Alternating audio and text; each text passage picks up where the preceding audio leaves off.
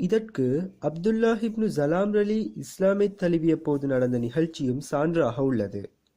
அப்துல்லா இப்னு சலாம் பெரிய யூத ஃபாதிரியாராக இருந்தார். நபி ஸல்லல்லாஹு அலைஹி வஸல்லம் அவர்கள் மதீனாவில் நஜ்ஜார் கிளையினரிடம் வந்து தங்கியிருக்கிறார்கள் என்ற செய்தியை அறிந்தவுடன் நபி ஸல்லல்லாஹு அலைஹி வஸல்லம் அவர்களை சந்தித்து அவர்களிடம் பல கேள்விகளை கேட்டார். அந்த கேள்விகளின் பதிலை ஒரு நபியை தவிர வேறு யாரும் அறிய முடியாது.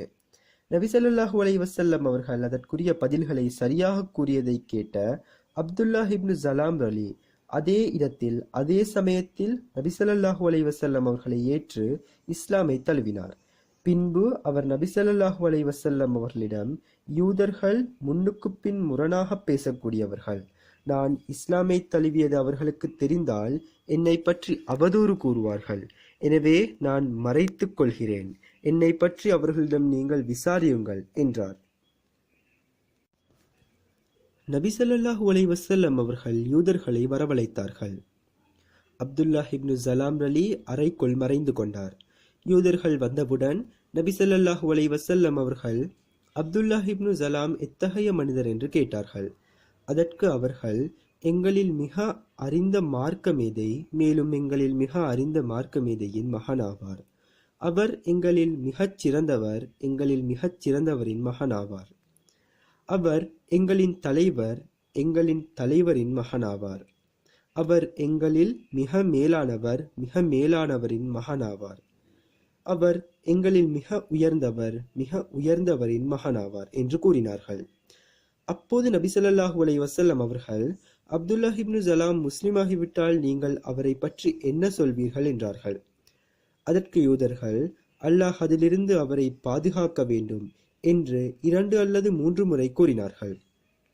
அப்போது அறையிலிருந்து வெளியேறி, அல்லாஹ்வை தவிர இறைவன் இல்லை, முஹம்மது அல்லாஹ்வின் தூதர் என நான் சாட்சி கூறுகிறேன் என்று அப்துல்லா இப்னு சலாம் ரலி கூறினார்.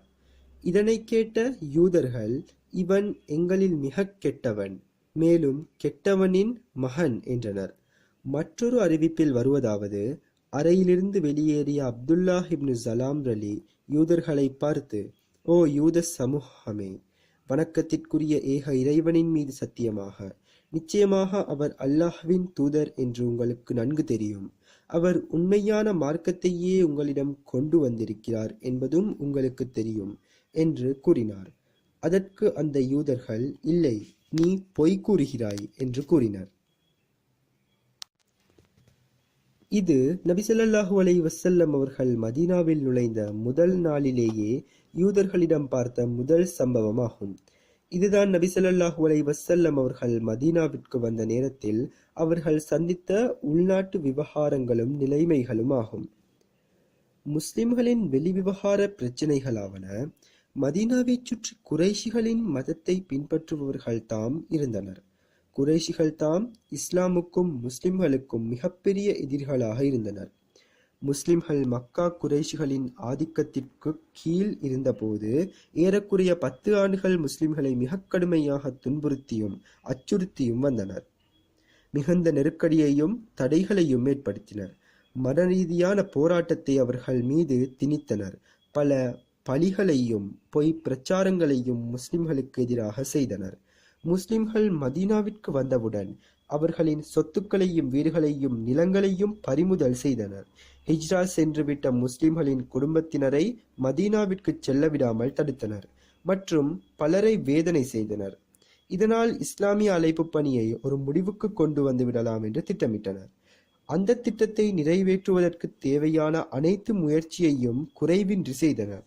ஆனால் முஸ்லிம்கள் தங்களை விட்டு தப்பித்து 500 கிலோமீட்டர் தொலைவில் உள்ள ஒரு வளமிக்க பகுதிக்கு சென்று விட்டனர் என்றவுடன் அதை சகித்துக் கொள்ள முடியாத குறைஷிகள் முஸ்லிம்களுக்கு எதிராக தங்களின் அரசியல் மற்றும் இராணுவ திட்டங்களை தீட்டினர்.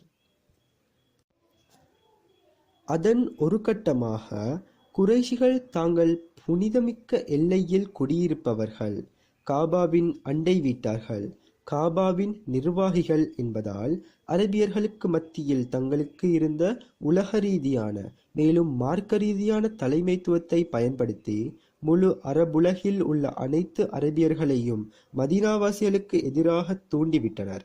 இதனால் மதீனா ஆபத்துகளால் சூழப்பட்டது. அவர்கள் ஏற்படுத்திய பொருளாதார தடைகளால் மதீனாவின் வருமானங்களும் இறக்குமதிகளும் குறைந்தன. ஒவ்வொரு நாளும் மதீனாவில் குடியேறும் முஹாஜிர்களின் எண்ணிக்கை அதிகரித்துக் கொண்டே சென்றது. இந்நிலையில் இணை வைக்கும் மக்காவாசிகளுடன் அவர்களை பின்பற்றுபவர்களும் சேர்ந்து கொண்டு இப்புதிய ஊரில் குடியேறியுள்ள முஸ்லிம்கள் மீது தாக்குதல் தொடுக்கும் அபாயமும் உருவானது.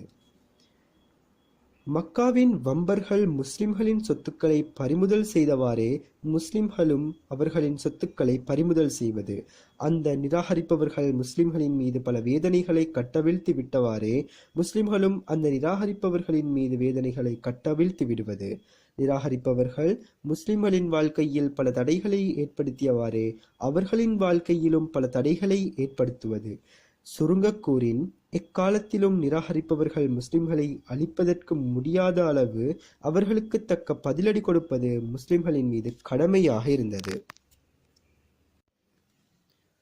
மதீனா வந்ததற்கு பின் நபி ஸல்லல்லாஹு அலைஹி வஸல்லம் அவர்கள் சந்தித்த வெளிவிவகார பிரச்சனைகள் இவைதான். இந்த அனைத்து பிரச்சனைகளையும் முழுமையாக வெற்றி கொள்ள இவற்றை மிக நுட்பமான முறையில் கையாள்வது நபி ஸல்லல்லாஹு அலைஹி வஸல்லம் அவர்களுக்கு மிக அவசியமாக இருந்தது. அல்லாஹ்வின் அருளாலும் உதவியாலும் நபி ஸல்லல்லாஹு அலைஹி வஸல்லம் அவர்கள் எல்லாவற்றிற்கும் அழகிய முறையில் தீர்வு கண்டார்கள். ஒவ்வொரு கூட்டத்தினருக்கும் அவரவர்களுக்கு தகுதியானதையே செய்தார்கள்.